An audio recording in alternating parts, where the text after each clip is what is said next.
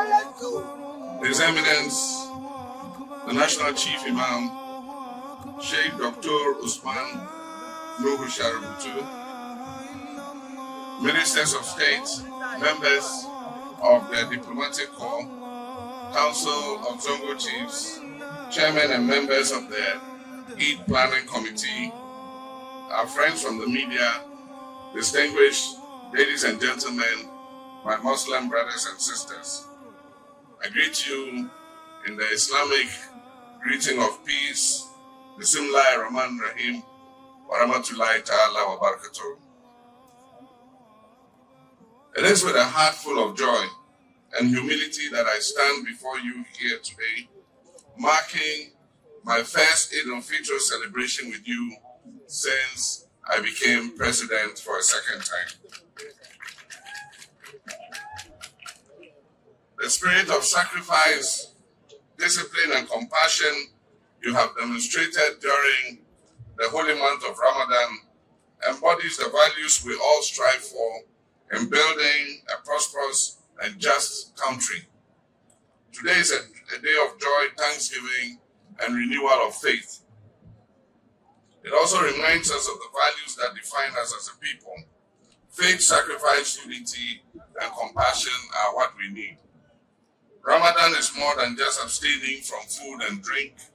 It is a time for deep spiritual reflection.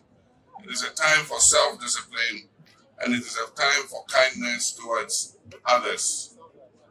This period invites us to cleanse our hearts of bitterness while embracing the principles of patience, love, and humility. And so, if you have a quarrel with somebody this month of Ramadan, after Salah, go to the person's house and make peace with them.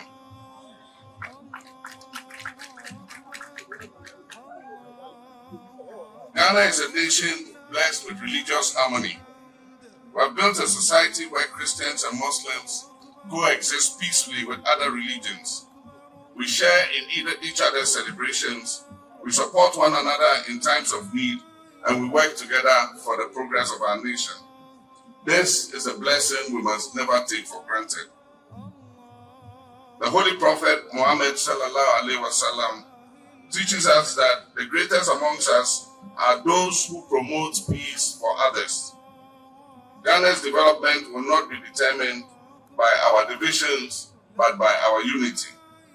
I therefore urge all Ghanaians, especially our religious leaders, our community elders, and our youth, to keep fostering peace and understanding amongst us. Let us reject division, let us reject hatred, and let us reject intolerance. The Ghana we desire can only be built through collaboration and mutual respect. Our Muslim communities have made significant contributions to Ghana's development, and I would like to take this opportunity to commend you for your efforts. From education and healthcare to business and governance, the impact of our Muslim brothers and sisters is evident everywhere. Our Zongo communities remain centers of entrepreneurship, trade, and cultural enrichment.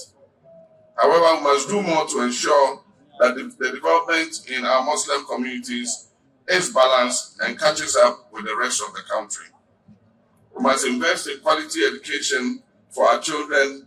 We must improve healthcare facilities and create opportunities that will help our youth to achieve their full potential. Education remains the most powerful tool for change, and I want to encourage our Muslim youth to embrace it fully. Education is our opportunity for social mobility. Islam itself teaches us that seeking knowledge is a lifelong duty for every Muslim. The future of Ghana hinges on our ability to equip our young people with the right skills and the mindset to thrive in a constantly changing world. One of the core teachings of Islam is the importance of charity, kindness, and giving. Zakat and Sadaqah remind us that true wealth is not measured by how much we accumulate, but by how much we give to help those in need. As we celebrate Eid, let us not forget our brothers and sisters who are less fortunate and are struggling, such as orphans, widows, the unemployed, and the elderly.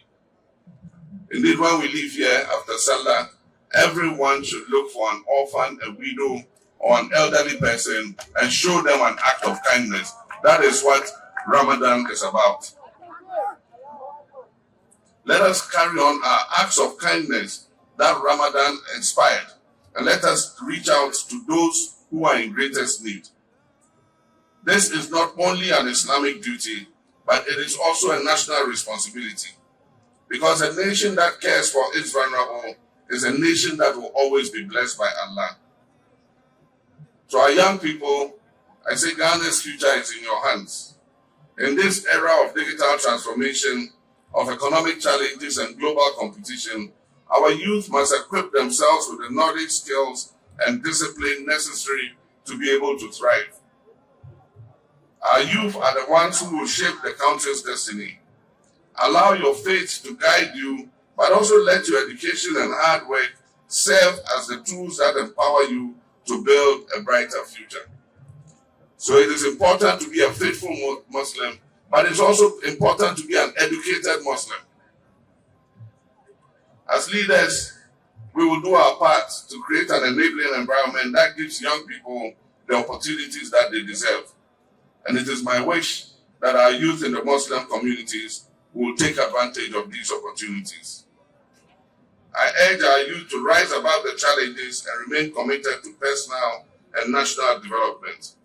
Ghana needs you now more than ever before. As we celebrate the culmination of a month of devotion with 2 days of Muslim holidays, as I promised, I reaffirm my commitment to the social contract I have made with you, the Muslim community, and the people of Ghana. This year, the additional holiday has worked very well.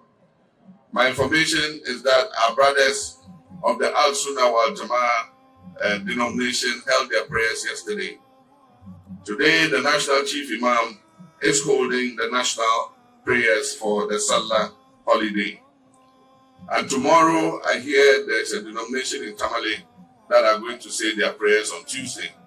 So the additional holiday has given everybody a holiday, whichever day you decide to pray. My brothers and sisters, my promises are not just words.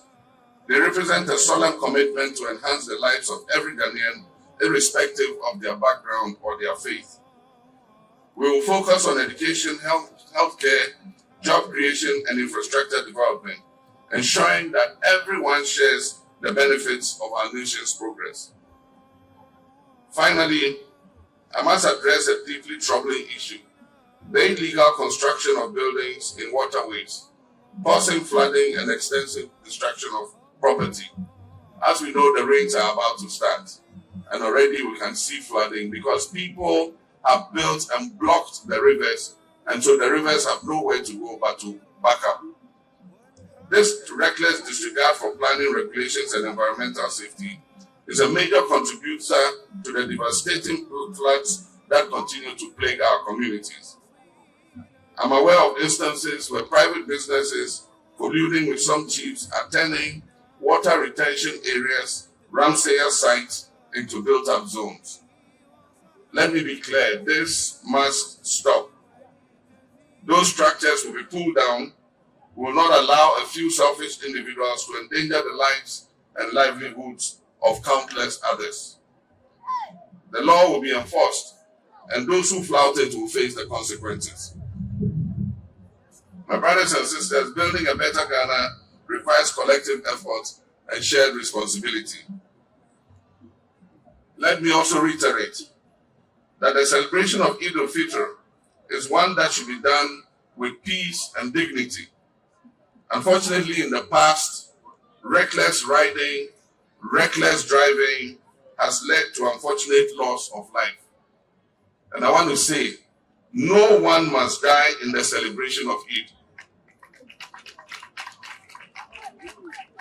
No one must die at the end of the celebration of the holy month of Ramadan.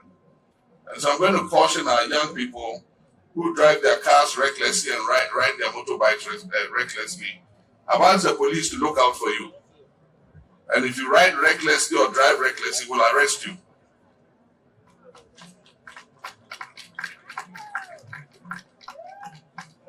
My brothers and sisters, let us work together, guided by the principles of faith, justice, and compassion, to create a brighter future for ourselves and future generations. May Allah bless our nation and guide us on the path of peace and prosperity. And on this day, I want to take the opportunity once again to call on our brothers and sisters in Boko to give peace a chance. On this holy occasion, where we celebrate the feast of Eid al-Fitr after the holy month of Ramadan, my brothers and sisters in Boko, let us give peace a chance. Once again, I extend my warmest wishes to all Muslims in Ghana and all over the world.